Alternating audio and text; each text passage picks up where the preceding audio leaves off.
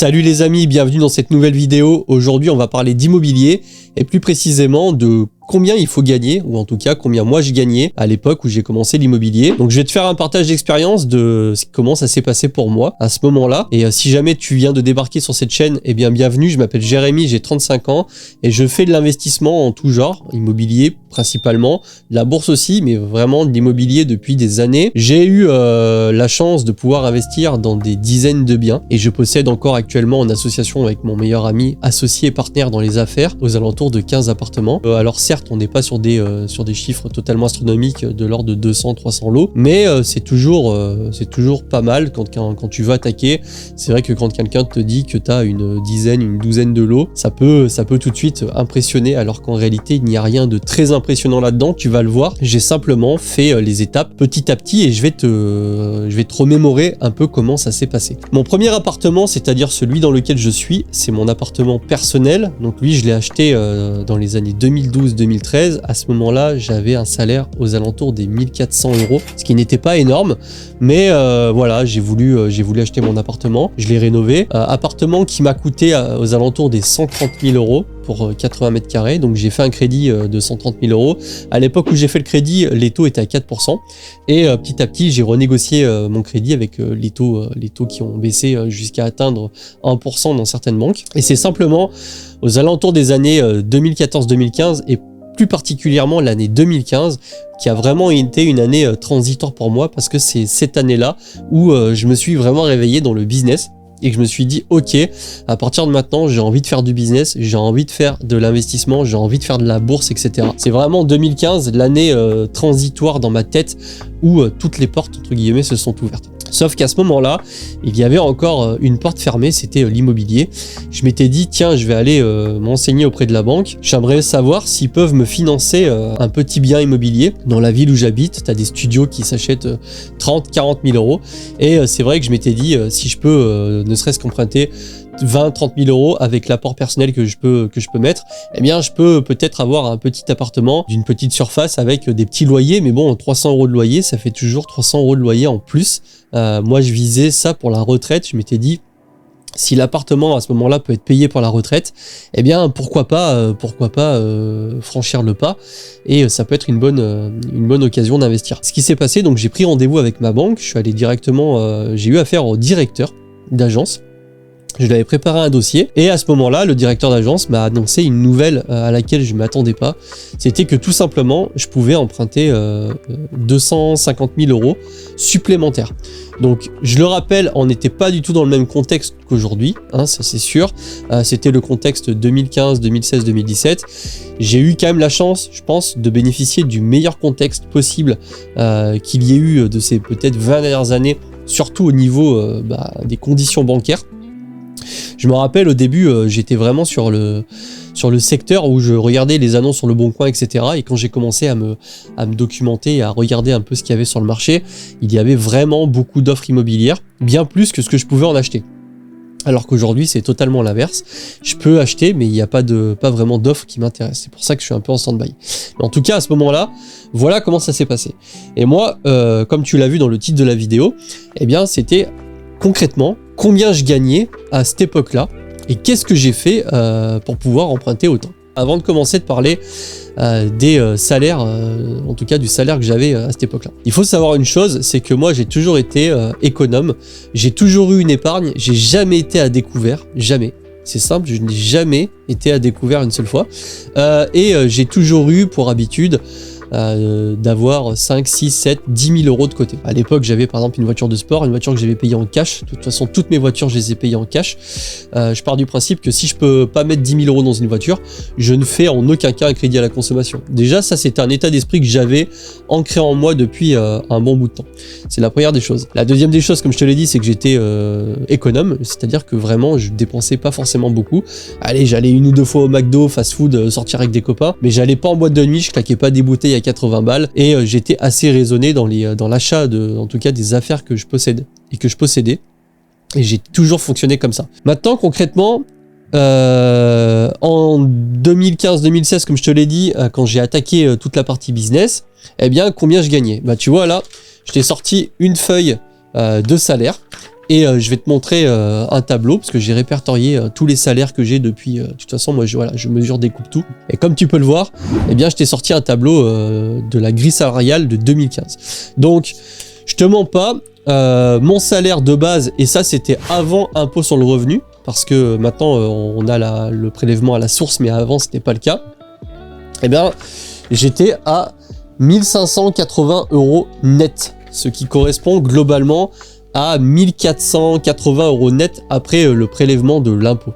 Alors, certes, c'est un peu plus qu'un SMIC, on va pas se mentir, mais maintenant, on est très loin d'un salaire d'ingénieur, par exemple, de 2500, 3000 € net, comme certains peuvent avoir. Et moi, c'est surtout pour ça que je voulais faire cette vidéo-là, pour vous montrer que, eh bien, vous n'avez pas forcément besoin de gagner des sommes astronomiques, tout simplement pour pouvoir commencer à faire l'immobilier. Alors comme je l'ai dit tout à l'heure, et encore une fois je vais le répéter, aujourd'hui je n'aurais certainement pas pu acheter autant de lots que ce que j'ai pu le faire à l'époque, ça c'est une vérité, ou alors il aurait fallu que je fasse les choses différemment, ça c'est un fait.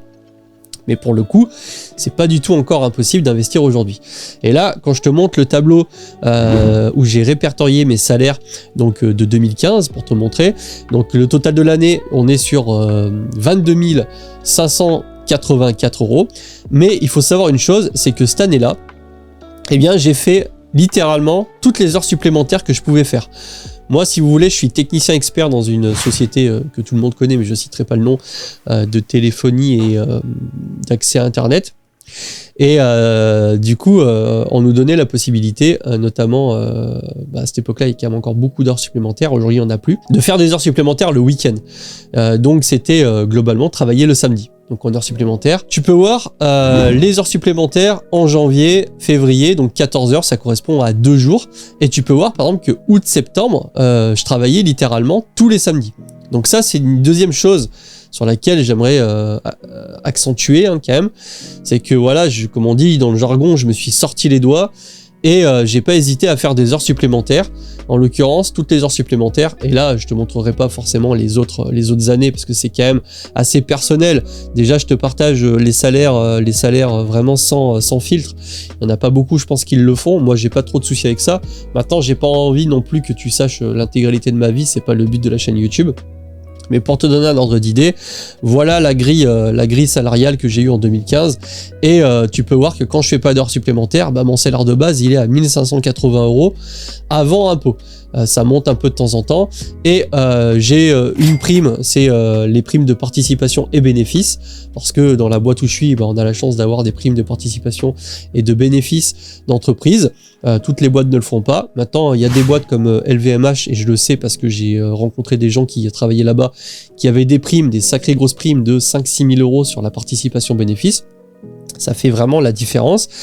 Mais voilà, concrètement, moi, tu peux voir que si je fais pas d'heures supplémentaires, je me retrouve littéralement à 19 000 € de revenus annuels, en tout cas à l'époque où j'ai commencé l'immobilier. Et crois-moi, à cette époque-là, autour de moi, quand je discutais avec les gens, il y avait quand même pas mal de personnes qui gagnaient plus que moi. Ou alors, peut-être qu'ils me disaient pas tout, peut-être qu'ils me donnaient le montant qu'ils gagnaient en brut. Tu sais, c'est bien le souci dans les conversations quand les gens te parlent. Tu sais pas trop si c'est du brut, si c'est du net, comment ça se passe, etc. Et même, je te dirais, avant même de parler de salaire et de combien tu gagnes, l'important, c'est combien tu arrives à mettre de côté. Parce que moi, 2015... j'étais tout seul, propriétaire d'un appartement avec des charges de copropriété qui étaient assez élevées, de l'ordre de 400 € par trimestre, crédit de 622 € que j'ai encore aujourd'hui, j'ai bientôt fini de le payer, mais globalement j'ai encore ce crédit là aujourd'hui, et malgré tout, j'arrivais à économiser. Je me souviens, je mettais 500-600 € de côté tous les mois, parce que voilà, comme je te l'ai dit, je dépensais pas forcément beaucoup, mais c'est un peu le but de la vidéo, c'est un petit peu de te montrer que malgré tout, même si certes j'ai bénéficié de conditions très favorables sur le marché de l'immobilier, d'autant plus que sur ma zone les prix de l'immobilier sont pas très chers, en tout cas l'été à cette époque, parce que là ça a vraiment augmenté, ça a fait x2 quasiment, c'est incroyable. À l'époque, j'avais l'impression qu'on n'était pas encore dans une démocratisation du côté liberté financière, être rentier de l'immobilier, faire de la location. Et c'est vrai que les bâtiments, on avait des bâtiments qui coûtaient 3 fois rien, franchement faut le dire. Donc ça a été quand même un alignement d'étoiles qui ont fait que j'ai pu acheter de l'immobilier. Ça, c'est une première chose. Deuxième chose, comme je te l'ai dit, j'ai pas hésité à faire des heures supplémentaires et à apprendre tout ce qu'il y avait à apprendre. J'étais vraiment en mode, je ne réfléchis pas. Il y a des heures supplémentaires qui sont possibles de faire, je les fais. Même si ça m'emmerde, je l'ai fait. Ça, c'est une deuxième chose. Troisième chose, je me suis associé avec une personne qui est déterminée autant que moi, qui est mon associé, que tu ne vois pas sur mes vidéos parce que il a envie de se préserver, préserver sa vie privée. Moi, je suis plutôt dans le partage, donc ça ne me dérange pas. Mais globalement, voilà, j'ai trouvé un associé qui est d'une, mon meilleur ami. Je le connais depuis 25 ans. Je sais exactement comment il fonctionne.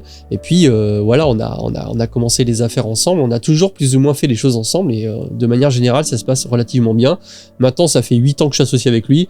Franchement, c'est topissime, ça se passe ultra bien. Je pourrais pas vraiment faire de business avec quelqu'un d'autre, je pense. Donc ça, c'est la deuxième chose. Et la troisième chose, c'est qu'aussi, on a appris, c'est-à-dire que j'ai vraiment appris à faire les rénovations de A à Z. Quand j'ai commencé par mon appartement, je ne savais rien faire. Quand je te dis rien faire, c'est que je ne savais même pas qu'il fallait mettre une cheville quand tu faisais un trou pour planter quelque chose, etc., pour accrocher quelque chose. J'étais à ce niveau-là. Et donc j'ai dû m'équiper en matériel, j'ai dû me former au travers de vidéos YouTube.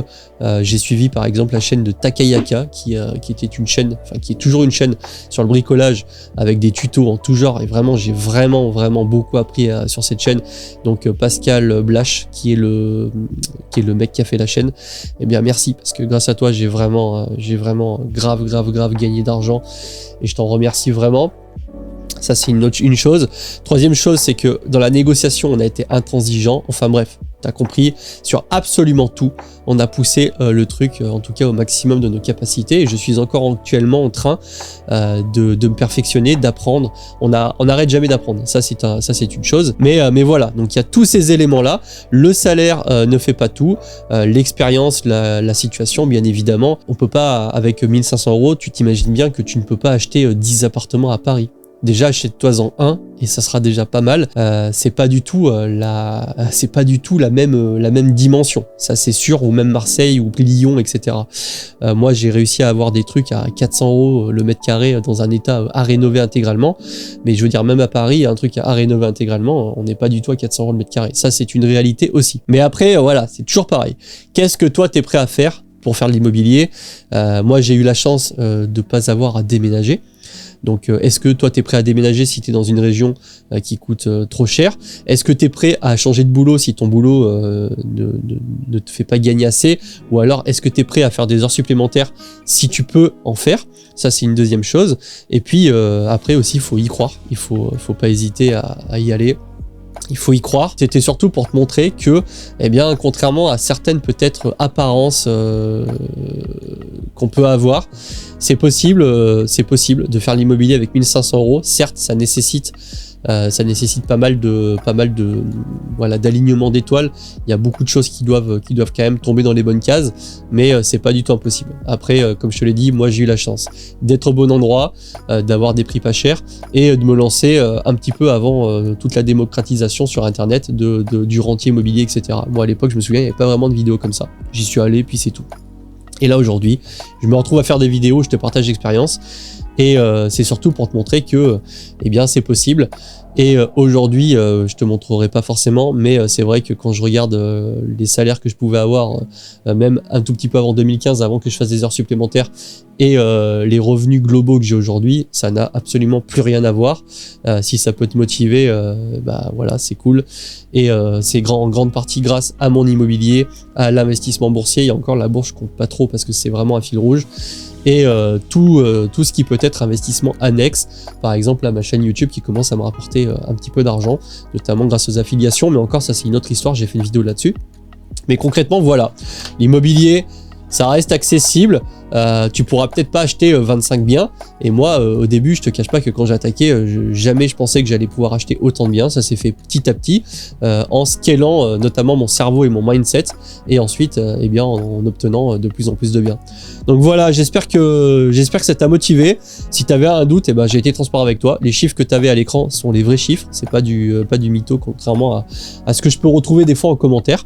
Mais voilà, association, alignement d'étoiles, j'ai bénéficié des conditions avantageuses du marché.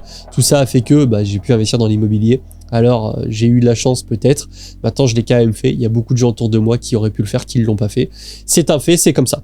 Allez, je te retiens pas plus. J'espère que tu as kiffé cette vidéo. Si tu as aimé, bah, tu sais quoi faire. Et si tu n'as pas aimé, bah, tu peux me le dire aussi en commentaire. Mais j'ai trouvé ça intéressant de te partager, eh bien, tout simplement, ce point de vue-là. Je te souhaite une bonne fin de journée. Je te dis à la prochaine. Salut les bros.